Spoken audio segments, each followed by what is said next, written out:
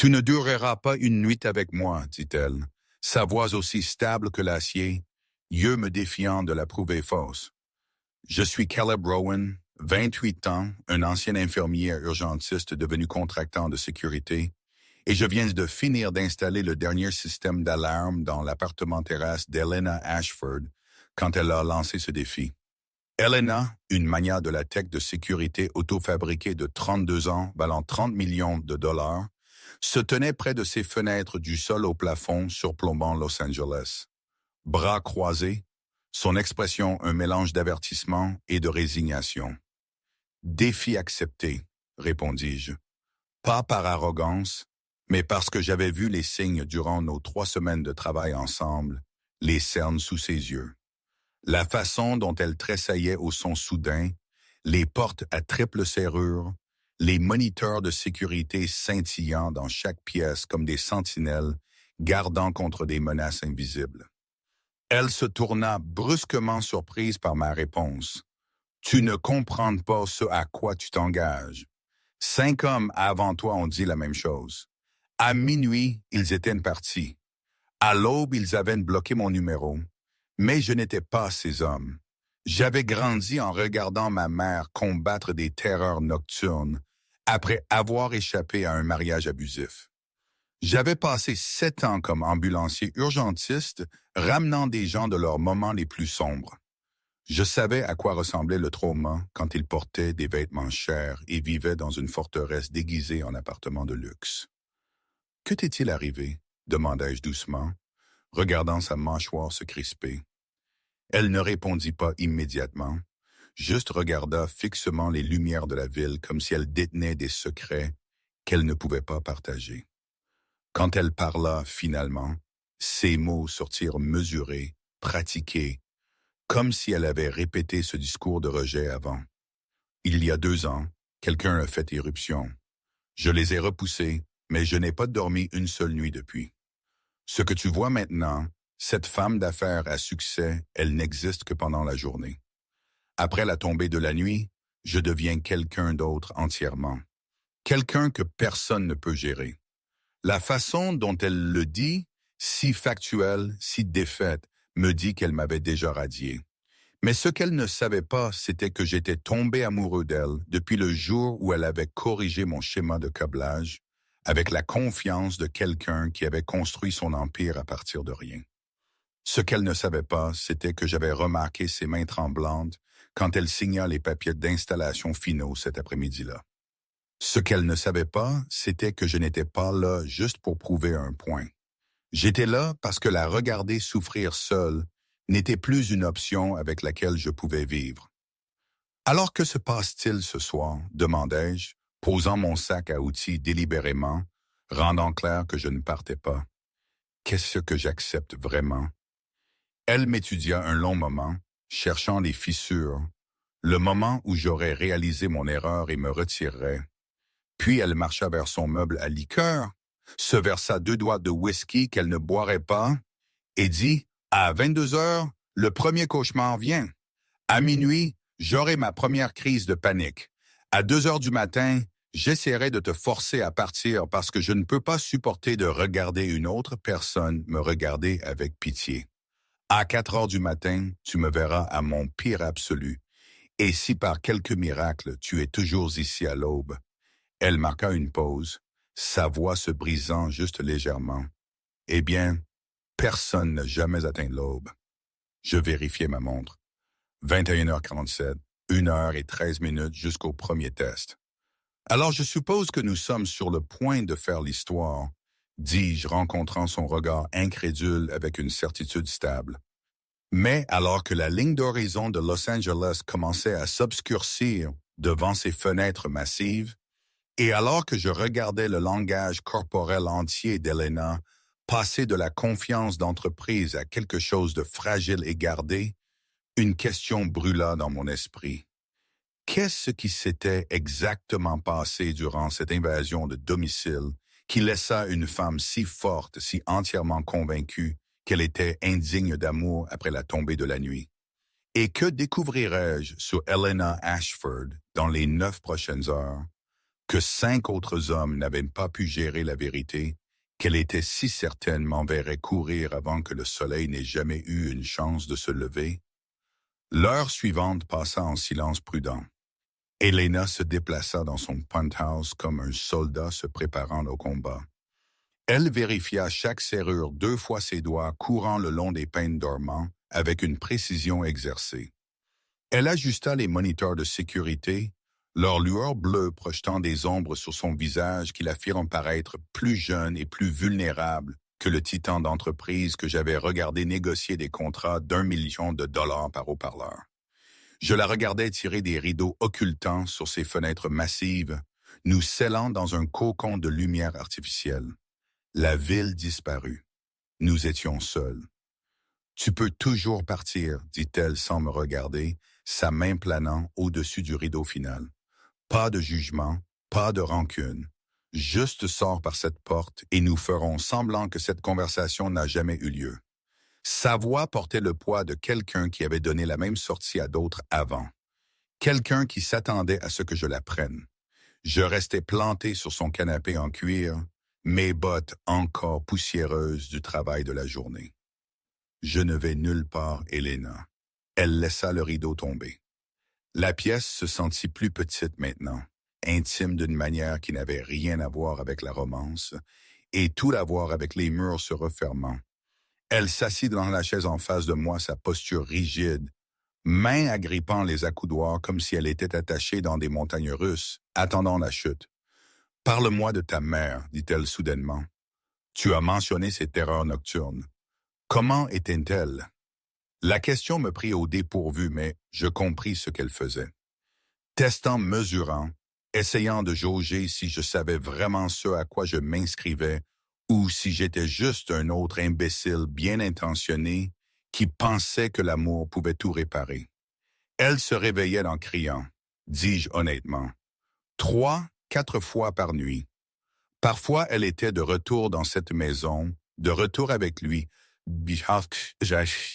et puis, revivant chaque moment. Mes frères se cachaient sous leur couverture, mais j'ai appris à m'asseoir avec elle. Tenir sa main lui rappeler où elle était, qui elle était, qu'elle était en sécurité. La prise d'Elena sur les accoudoirs se desserra légèrement. Et cela a-t-il aidé ta présence? Je hochai la tête finalement. Pas tout de suite, cela prit des années. Mais elle apprit à faire confiance que quand elle se réveillait, quelqu'un serait là.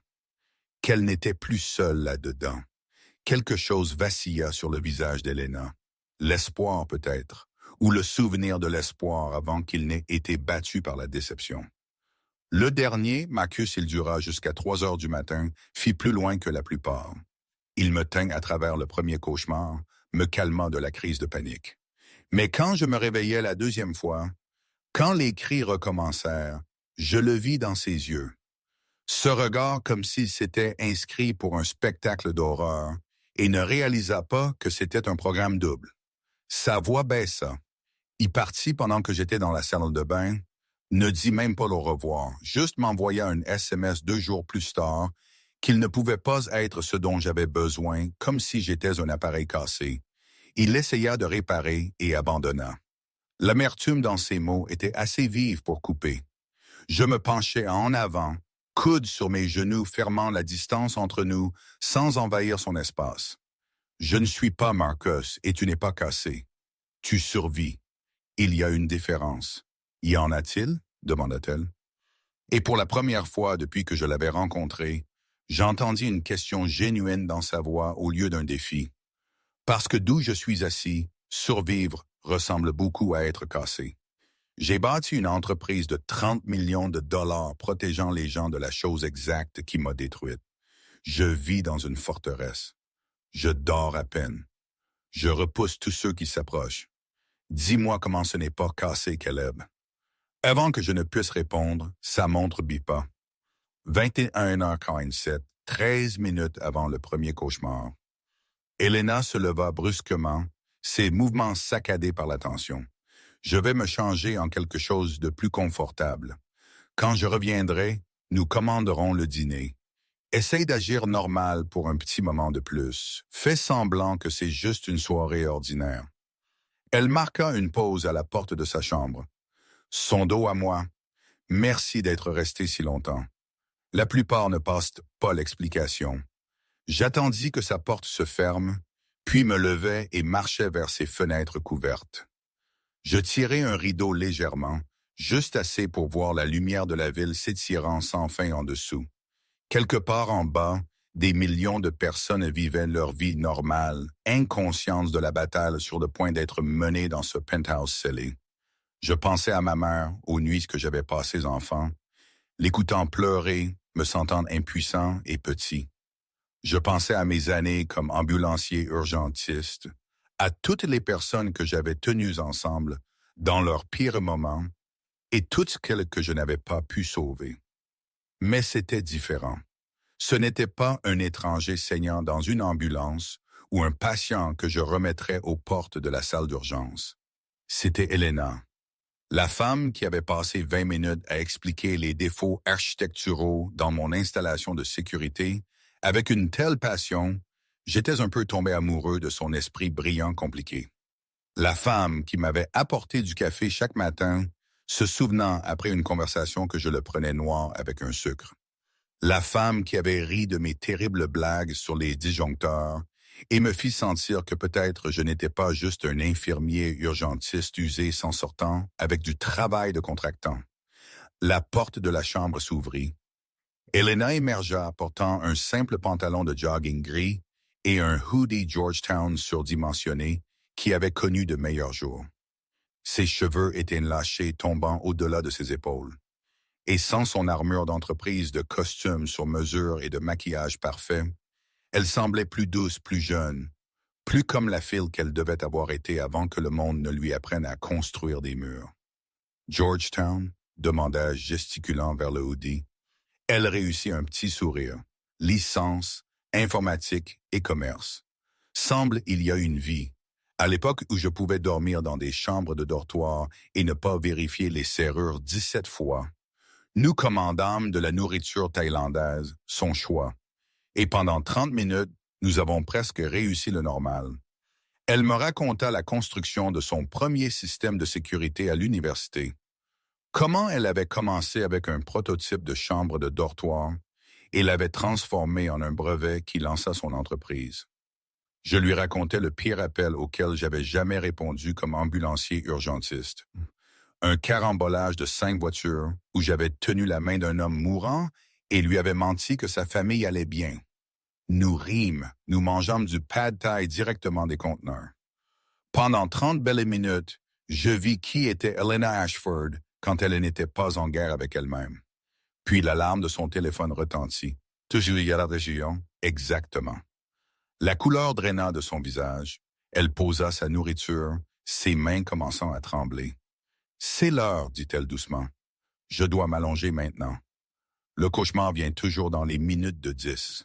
C'est comme si mon cerveau avait un emploi du temps. » Elle se tint se balançant légèrement et je tendis la main pour la stabiliser. Elle tressaillit au toucher, mais ne s'éloigna pas. « Tu peux t'asseoir dans la chaise à côté du lit. Ne me touche pas quand ça commence à moins que je ne me blesse. N'essaie pas de me réveiller trop vite. Juste, voilà. Ou ne le sois pas. Les portes déverrouillées. Tu peux toujours partir. » Je la suivis dans la chambre. Elle était spartiate, presque monacale. Un lit king-size avec des coins serrés militairement. Une seule table de nuit avec des médicaments alignés comme des soldats. Une chaise positionnée exactement où elle me dirigea de m'asseoir. Pas de photos, pas d'objets personnels, rien qui l'ancrerait à de bons souvenirs. Elle grimpa dans le lit, tirant les couvertures jusqu'à son menton malgré la chaleur de la pièce. Ses yeux trouvèrent les miens dans la lumière tamisée du couloir.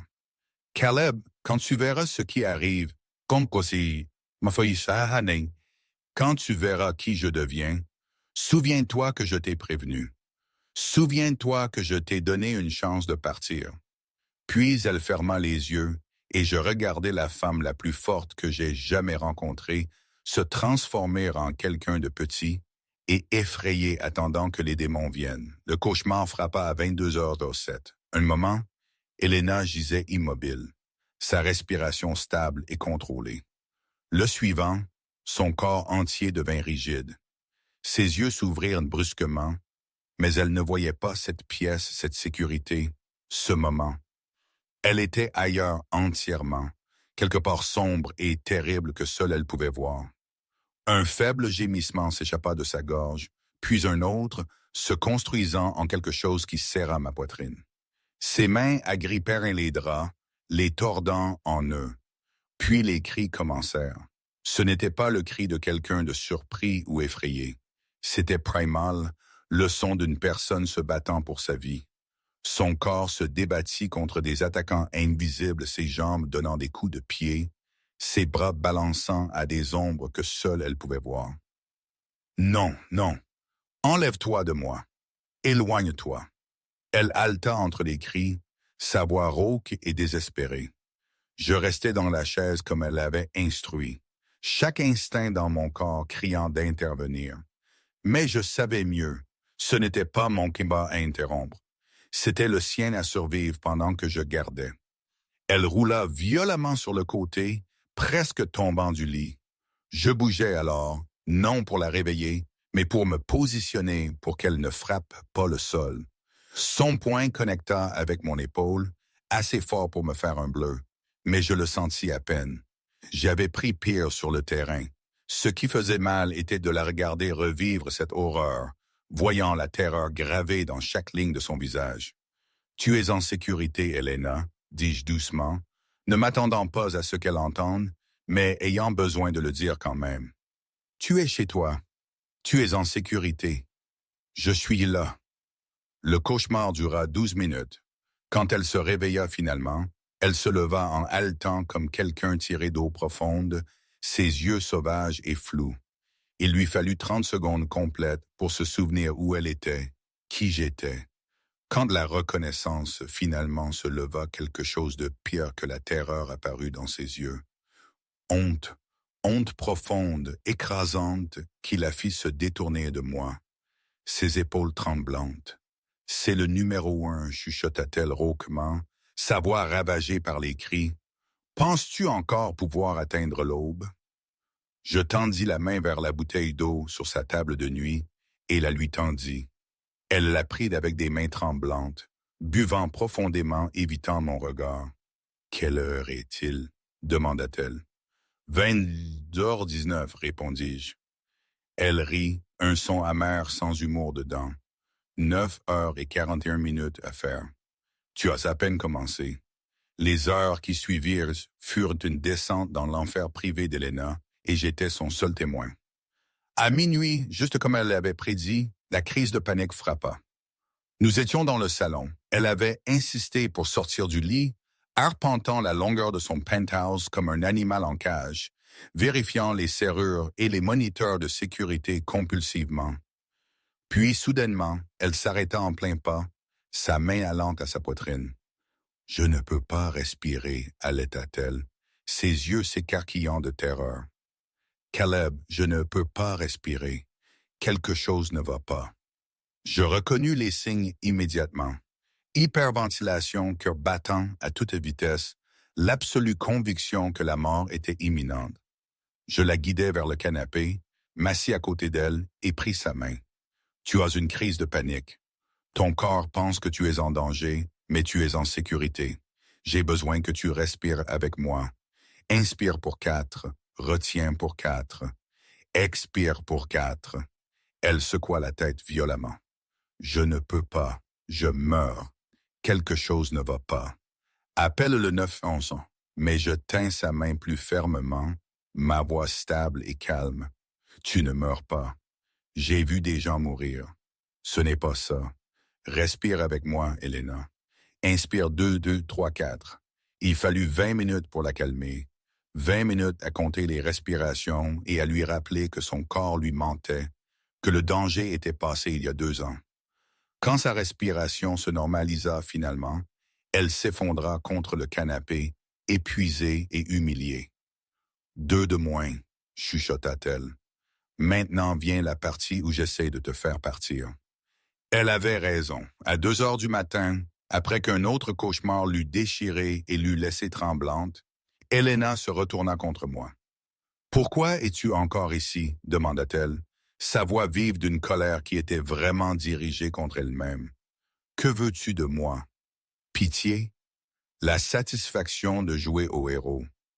Tu penses que si tu restes assez longtemps, je tomberai dans tes bras, reconnaissante et réparée. » Les mots étaient conçus pour blesser, pour me repousser, pour confirmer sa croyance qu'elle était trop pour que quiconque la gère.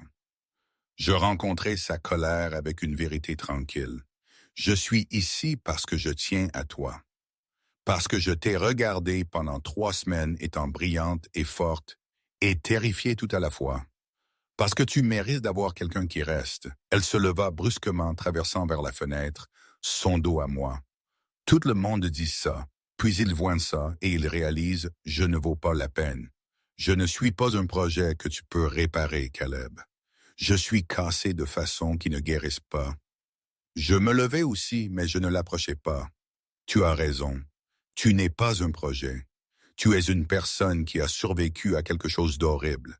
Et peut-être porteras-tu toujours ces cicatrices. Peut-être que les cauchemars ne s'arrêtent jamais complètement. Mais ça ne veut pas dire que tu dois les affronter seul. Ça ne veut pas dire que tu es indigne d'amour. Elle se tourna alors, larmes coulant sur son visage. Comment peux-tu dire ça? Tu as vu ce que je suis la nuit. Tu m'as entendu crier. Tu m'as regardé m'effondrer. Et je suis toujours là, dis-je simplement. C'est le point, Helena. Je suis toujours là. Le 4e moment vint à 4 heures du matin, l'heure la plus sombre avant l'aube. Un autre cauchemar, pire que les autres, la tira sous. Cette fois, elle ne revécut pas juste l'attaque. Elle revécut les conséquences. Les questions de la police. Le procès qui n'arriva jamais parce qu'il n'y avait pas assez de preuves. Le thérapeute qui ne put aider. Le fiancé qui partit. Chaque abandon, chaque déception, chaque moment on lui avait dit de passer à autre chose et de s'en remettre. Tout cela vint se déversant en sanglots brisés qui semblaient venir de quelque part plus profond que ses poumons. Je bougeais vers le lit, puis règle oubliée, et je la tins, non pour arrêter la douleur, mais pour l'ancrer à travers elle. Elle me combattit au début, essaya de me repousser, mais je tins bon. Je te tiens, répétai-je encore et encore. Je te tiens, tu es en sécurité. Je ne pars pas. Je te tiens. Lentement, graduellement, sa résistance s'effondra et elle s'accrocha à moi, pleurant dans ma poitrine avec une crudité qui parlait de 2 ans à tout retenir. Quand la tempête passa finalement, quand ses larmes s'asséchèrent et que l'épuisement la tira sous, elle chuchota contre mon épaule. « Pourquoi ne pars-tu pas? » Et je chuchotais en retour, « Parce que je t'aime, pas la version de toi qui existe pendant la journée. Tout de toi, les cauchemars inclus. » À 6h14 du matin, alors que les premiers rayons de soleil commençaient à percer à travers les fentes des rideaux, Helena ouvrit les yeux. Pour la première fois depuis que je la connaissais, elle avait dormi plus d'1 heure sans se réveiller. Elle cligna des yeux vers moi, confuse, puis se souvint. « Tu es resté, » dit-elle, sa voix remplie d'émerveillement et d'incrédulité. « Tu es réellement resté. » Je brossai une mèche de cheveux de son visage. « Je t'ai dit que je le ferais. » Elle s'assit lentement, regardant vers les fenêtres où l'aube se levait. « 5 fois, » dit-elle doucement. « Tu m'as prouvé fausse 5 fois avant l'aube. Le cauchemar, la crise de panique, quand j'ai essayé de te repousser quand je me suis effondré, et maintenant tu es toujours là le matin. » Les larmes affluèrent dans ses yeux encore, mais celle-ci était différente. Pas des larmes de douleur, mais de quelque chose qui semblait dangereusement proche de l'espoir. Personne n'a jamais atteint l'aube. Elle répéta ces mots d'il y a des heures, mais maintenant ils portaient une signification différente. Je pris sa main, entrelaquant mes doigts à travers les siens. Alors je suppose que nous avons vraiment fait l'histoire. Elle se pencha contre moi, reposant sa tête sur mon épaule, et ensemble nous regardâmes le soleil se lever sur Los Angeles. La nuit nous avait testés tous les deux de façon que je n'avais jamais pleinement anticipée, mais nous l'avions survécu ensemble. Caleb, dit-elle doucement. Ouais, merci de ne pas avoir abandonné sur moi. J'embrassai le haut de sa tête doucement. Merci de m'avoir laissé rester. Les cauchemars ne disparaîtraient pas du jour au lendemain. Les crises de panique ne s'arrêteraient pas magiquement. La guérison prendrait du temps, de la patience et probablement plus de nuits sombres que nous ne pourrions compter l'un ou l'autre. Mais alors que nous étions assis là dans la lumière grandissante, la main d'Elena dans la mienne, je savais une chose avec une certitude absolue. Elle n'aurait plus jamais à affronter ces nuits seules. Défi accepté. Défi gagné. Non parce que je l'avais réparé ou sauvé, mais parce que j'étais simplement resté. Et parfois, c'est tout ce que l'amour est vraiment. Le choix de rester quand tout le reste dit de courir. La promesse que quand l'obscurité tombe, tu ne seras pas seul. La certitude que quelqu'un sera toujours là quand l'aube finalement se lève. Alors, d'où regardes-tu ceci? Laisse ta localisation dans les commentaires ci-dessous. Et si cette histoire a touché ton cœur, si elle t'a rappelé que tout le monde a des batailles, que nous ne pouvons pas voir, frappe ce bouton d'abonnement et allume la cloche de notification parce que tout le monde mérite quelqu'un qui reste. Tout le monde mérite sa propre aube. Et peut-être, juste peut-être, tu avais besoin d'entendre